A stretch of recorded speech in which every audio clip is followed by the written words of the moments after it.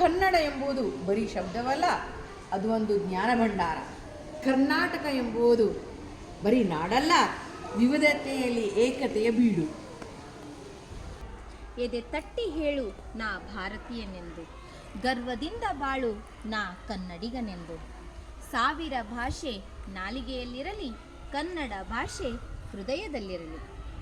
ಎಲ್ಲರಿಗೂ ಶುಭ ಮುಂಜಾನೆ. ಕನ್ನಡವೇ ಸತ್ಯ, ಕನ್ನಡವೇ ನಿತ್ಯ. 4ನೇ ತರಗತಿಯ ವಿದ್ಯಾರ್ಥಿಗಳಾದ ನಾವು ಸ್ವರಗಳಿಗೊಂದು ಗಾದೆ ಮಾತು ಹೇಳುತ್ತೇವೆ. ಅತಿ ಆಸೆ ಗತಿಗೇಡು, ಆರೋಗ್ಯವೇ ಭಾಗ್ಯ. ಇಬ್ಬರ ಜಗಳ ಮೂರನೆಯವರಿಗೆ ಲಾಭ. ಈಸಬೇಕು, ಇದು ಜಯಿಸಬೇಕು.